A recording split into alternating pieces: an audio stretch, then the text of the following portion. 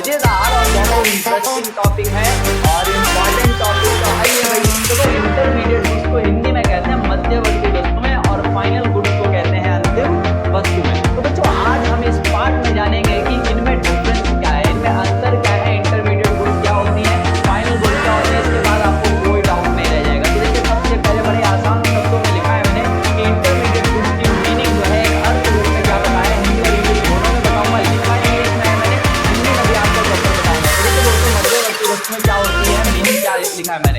Those all goods which are used as a raw material for production of other goods। तो ये जो किसी और गुड्स के प्रोडक्शन में कच्चे माल के रूप में यानी कि रॉ मटेरियल के रूप में यूज होता है ना, उसको कह दीजिएगा इंटरमीडिएट गुड्स। बात सही है कि नहीं भाई? समोसा बनाने के लिए आलू का यूज क्या है, इंटरमीडिएट है ना। मिठाई बनाने के लिए दूध का यूज क्या है, इंटरमीडिएट। अब ये मत कह देना, यहाँ पर एक बड़ा डाउट आता है, बच्चों से पूछते हैं ना कि घर पे जो आटा यूज हो रहा है रोटी बनाने के लिए, तुरंत कहते हैं सर आटा रॉ मटेरियल है, इंटरमीडिएट गुड्स है। अरे ऐसा नहीं है भाई, वो प्रोडक्शन एरिया नहीं है। किसके लिए बात होती है सर? प्रोडक्शन एरिया से रिलेटेड है। इंटरमीडिएट गुड्स वही यूज होता है। आपके घर में प्रोडक्शन तो है लेकिन वो प्रॉफिट मोटिव से नहीं होता दोस्तों, आपका पेट भरने के लिए होता है। वहां ये इंटरमीडिएट गुड्स वगैरह नहीं चलती हैं। बाकी समझने के लिए आप समझिए कि मानकर चलिए और चलते हैं और पढ़ लेते हैं इसमें और क्या कहता है। देखिए वहीं पर फाइनल गुड्स क्या बताया मैंने आपको, बड़े ध्यान से समझिए। देखिए फाइनल गुड्स लिखा है those all goods which are used by its final users for satisfying their direct want.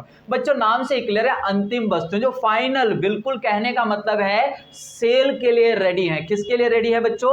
Cell के लिए रेडी होती हैं। वो सब क्या होता है यहाँ पर? फाइनल गुड्स होती हैं। Those all goods which are used by its final users for satisfying their direct wants, जो ready to use हैं। मैं यहाँ पर एक और चीज ऐड करना चाहूंगा, which are ready to use, ready to use. बच्चों जो यूज के लिए रेडी है वही आपका फाइनल गुड्स है, यानी कि उसके अंतिम जो भी यूजर्स होंगे वो अंतिम यूजर्स कौन हो सकते हैं? यहाँ पर कोई आपसे क्वेश्चन पूछ सकता है तो भाई अंतिम यूजर कौन होता है, फाइनल यूजर कौन होता है, मैं आपको यहीं पर क्लियर करा देता हूं बच्चों। वो कस्टमर भी हो सकता है, वो कंज्यूमर भी हो सकता है, कंज्यूमर भी हो सकता है और प्रोड्यूसर भी हो सकता है। कौन यूज हो सकता है बच्चों?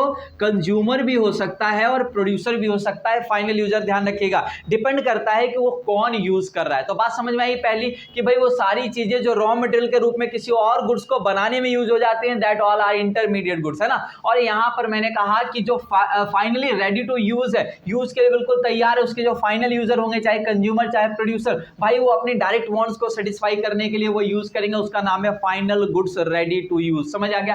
इसमें एक और चीज एग्जांपल दे देता हूं। मान लीजिए एक जो है कार खरीद कर ले आया एक परिवार का व्यक्ति, एक परिवार का व्यक्ति घर के मेंबर्स के लिए हेल्प के लिए अपना कार खरीद के ले आया घर में कि कहीं घूमने जाना होता है, कहीं काम पड़ता है तो कार की जरूरत है। बच्चों ये हो गया फाइनल गुड्स में। कौन सा? ये फाइनल गुड्स है, बट कंज्यूमर ने खरीदा है दोस्तों, ये कंज्यूमर गुड्स में चला जाएगा, लेकिन कंजप्शन गुड्स में चला जाएगा। लेकिन दोस्तों यही कार, यही वैन अगर एक फर्म ने खरीद लिया, एक प्रोडक्शन हाउस ने खरीद लिया कि भाई हमारे को गुड्स इधर से उधर ले जाने में काम आएगा वो वैन, तो बच्चों वो फाइनल गुड्स तो है वो भी, लेकिन वो प्रोड्यूसर गुड्स हो जाएगा। कौन हो जाएगा? तो प्रोड्यूसर भी खरीद सकता है और कंज्यूमर भी खरीद सकता है बच्चों। लेकिन यहां पर एक पॉइंट मैं ऐड करना चाहूंगा, यहां पर फाइनल यूजर मैंने बता दिया, यहां का जो है यूजर बच्चों, इसमें एक पॉइंट यहां पर मैंने ऐड नहीं किया तो यहीं पर बता देता हूं। आप लोग एक एक्स्ट्रा पॉइंट इसमें जनरेट कर सकते हैं यूजर के नाम का, मैं यहां पर लिखा नहीं हूं, आप यहां पर जनरेट कर लीजिए। तो बच्चों इसका यूजर कौन होगा? प्रोड्यूसर होगा। कौन होगा?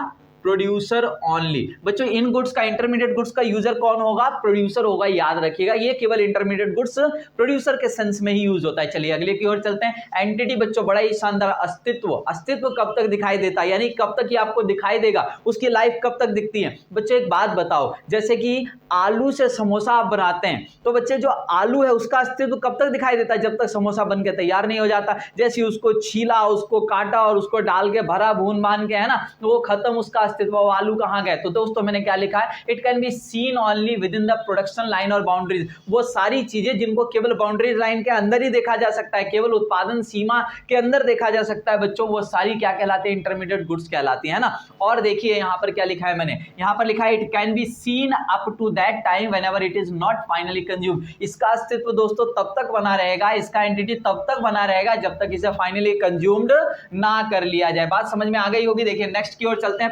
Purpose, it is purchase with the object of resale. बच्चों बहुत इंपॉर्टेंट डिफरेंस है, ये ध्यान रखिएगा। जो रीसेल पर्पज के लिए जो भी चीजें खरीदी जाती है, ध्यान रखिएगा, उसका नाम क्या है? Intermediate goods. भैया इधर 10 रुपए का खरीदा 12 रुपए का बेच दूंगा, 3 रुपए का खरीदा 5 रुपए का बेच दूंगा, समझ आ गया? अब उसमें चाहे कुछ काम करके बेचूं, मतलब उसमें कुछ अमेंडमेंट करके बेचूं, या डायरेक्ट अपना स्टिकर चिपकाऊं, या वो भी ना चिपकाऊं, मैं किसी और को बेच दूं, पर्पज ही क्या होता है? रीसेल। वो इंटरमीडिएट गुड्स हो जाएंगे बच्चों। देखिए आलू मैं लेकर आया, ध्यान से सुनिएगा, आलू समोसा बनाने वाला लेकर आता है आलू, वो भी इंटरमीडिएट है बच्चों।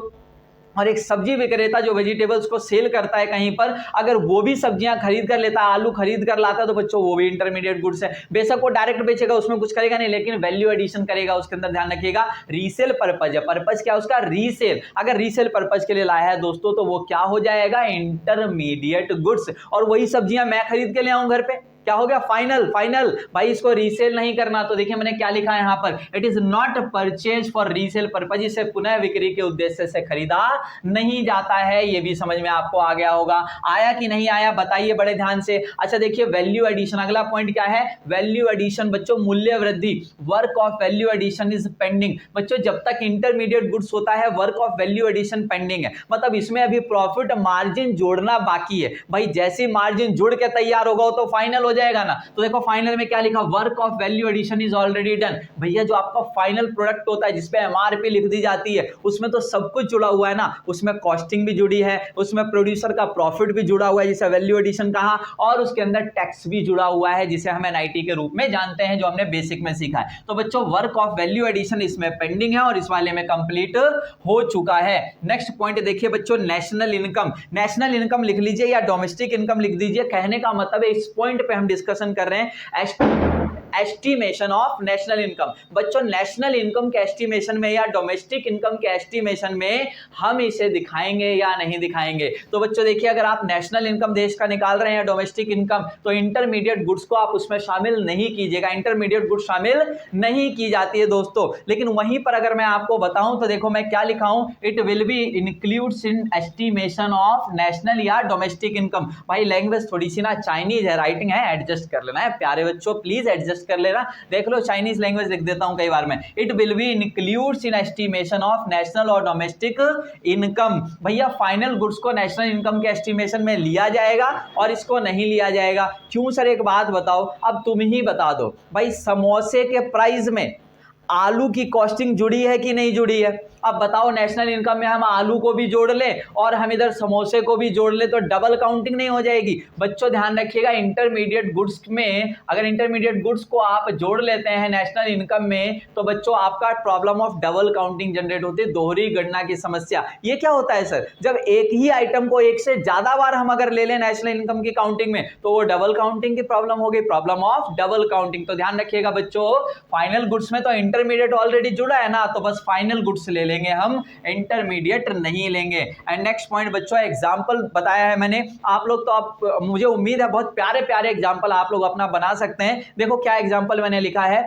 Milk purchase by a tea stall. एक टी स्टॉल वाले जो चाय विक्रेता है बच्चों, उसने मिल्क खरीदा, किस लिए खरीदा बच्चों आप समझ सकते हैं, वो इसको रॉ मटेरियल के रूप में यूज करके चाय बनाकर इसको फर्दर प्रॉफिट ऑब्जेक्ट से बेचेगा, रीसेल पर्पज है बच्चों, समझ आ गया। वहीं पर अगर मैं कहूं एलसीडी या computer refrigerator purchased bye an electronic shop. बच्चों इलेक्ट्रॉनिक शॉप आप जानते होंगे, इलेक्ट्रॉनिक की दुकान, अगर उसने एक एलसीडी कंप्यूटर और रेफ्रिजरेटर खरीदा तो बच्चों किस लिए खरीदा होगा, रीसेल के लिए, है ना, लाएगा उधर से और एक्स्ट्रा प्राइस पर उसको बेचेगा, क्या हो गए, इंटरमीडिएट गुड्स हो गए। लेकिन बच्चों वहीं पर देखिए मिल्क परचेज, ध्यान रखिएगा अभी वीडियो खत्म नहीं, वीडियो के लास्ट में यहीं पर मतलब इस कॉन्सेप्ट के लास्ट में एक ऐसा क्वेश्चन बताऊंगा ना, आपके एग्जाम में मोस्टली बच्चे गलत करते हैं, टीचर्स भी आंसर गलत बता देते हैं इसका, मैं आपको जेन्युइन रीजन देकर उसका आंसर बताऊंगा, उसका भी वेट करो। देखो क्या लिखा है, milk purchase by people for his son. देखो milk purchase by people for his son, तो देखो भाई एक व्यक्ति ने जो है अपने बेटे के लिए मिल्क खरीदा, बच्चों रीसेल के लिए खरीदा होगा, नहीं सर फाइनल हो गया, सर फाइनल में डाल दिया। देखो भाई LCD computer refrigerator purchase by a student, एक स्टूडेंट जो है भाई घर में परचेज करके एलसीडी कंप्यूटर रेफ्रिजरेटर लाया है, बच्चों क्या है, रीसेल पर्पज होगा, नहीं सर फाइनल हो गया, सर बिल्कुल आसान हो गया सर, बिल्कुल समझ में आ गया, कॉन्सेप्ट समझ में आ गया होगा, इंटरमीडिएट और फाइनल। एक स्क्रीनशॉट ले लो और आगे फिर मैं क्वेश्चन जनरेट करता हूं वाला और आप लोग बताना, सही है। तो देखो मैं यहां पर बता रहा था बच्चों कि बड़े ही ध्यान से समझिए, इस कॉन्सेप्ट को समझने के बाद आपके पास 7 डिफरेंसेस हो गए, इसको मिलाकर 60 डिफरेंस हो गए, जो शायद आपको कई राइटर्स में भी नहीं मिलेंगे और अच्छे से समझ में आ गया होगा। देखो मैं ये कह रहा था कि आपसे क्वेश्चन पूछा जाएगा कि एक स्कूल द्वारा जो डेस्क्स परचेज किए गए, एक स्कूल द्वारा क्या परचेज किए बच्चों, बेंचेस परचेज किए गए, डेस्क्स परचेज किए गए, उसको किस में रखोगे, इंटरमीडिएट में या फाइनल में। दूसरा बच्चों एक क्वेश्चन जनरेट होता है, chalk and duster purchased bye a school, chalk and duster purchase by a school. अच्छा बच्चों अगला क्वेश्चन जनरेट होता है इसी के अंदर कि needle and thread purchase by a tailor. ठीक है जी, एक टेलर ने क्या खरीदा बच्चों, निडल और थ्रेड, और उसी के साथ एक है swing machine purchased bye a tailor. बच्चों बड़े ध्यान से समझिएगा इस क्वेश्चन को, भाई इसका आंसर आपको बताना होगा कि इंटरमीडिएट गुड्स में आएगा या फाइनल में आएगा। क्वेश्चन मैंने टोटल जो है दो कॉन्सेप्ट में डिवाइड करके पूछा है, एक स्कूल का एक टेलर का। स्कूल का क्या पूछा सर मैंने, उससे पहले एक कॉन्सेप्ट क्लियर कर देता हूं। मैं आपसे पूछूं कि स्विंग मशीन परचेज बाय या हाउस वाइफ, हाउस वाइफ कौन, घरेलू महिला है भाई। घरेलू महिला ने अगर वो स्विंग मशीन, सिलाई मशीन खरीदी, किस लिए खरीदा होगा, रीसेल के लिए? नहीं सर, वो किस लिए खरीदा, घर में हेल्प के लिए। तो बच्चों उसको दोबारा बेचेंगे नहीं उस मशीन को, क्या हो गया, फाइनल हो गया। क्या हो गया, फाइनल हो गया। लेकिन जो क्वेश्चन मैंने आपसे पुट किया है, मैंने कहा डेस्क्स परचेज, डेस्क्स या benches purchase by A school, ये दूसरा पूछा मैंने chalk and duster purchase by a school, और अगला पूछा मैंने थ्रेड और needle purchase by a tailor, और अगला पूछा swing machine purchase by a tailor. आपको जो है ये सस्पेंस में रख के छोड़ता हूं भाई, आपके ऊपर काम छोड़ता हूं कि आप जो है इसका आंसर मुझे बताएंगे। जिस बच्चे का आंसर सही मुझे कमेंट में सबसे पहले मिलेगा भाई, उसको कुछ ना कुछ इनाम देने का वादा, और बताओ, और कुछ नहीं कर सकता, उसे कुछ ना कुछ इनाम दिया जाएगा। अब चाहे वो 1 रुपए का हो, चाहे भाई 2 रुपए का हो, चाहे भाई 5 रुपए का, 10 रुपए का है, मैं बताऊंगा नहीं, लेकिन कुछ तो इनाम उसके लिए फिक्स रखा जाएगा। और अगर वीडियो आपको सही लगी हो दोस्तों, अच्छा कॉन्सेप्ट समझ में आया हो, आपको ये पूरा कॉन्सेप्ट क्लियर हो गया हो, तो वीडियो को लाइक करना मत भूलिएगा, वीडियो को शेयर कर दीजिएगा अपने दोस्तों मित्रों को, और मुझे आंसर बताइएगा, और मैं भी आंसर आपको बताऊंगा। अगली वाली जो वीडियो जो भी लाऊंगा, जो भी कॉन्सेप्ट अगला आएगा, उसमें मैं आपको बताऊंगा कि वो उसका आंसर इंटरमीडिएट में कौन सा फाइनल में जाएगा, विद द रीजन एक्सप्लेन करूंगा। वेट करो अगली वीडियो का। Okay, thank you, bye bye, take care, share करना मत भूलिएगा।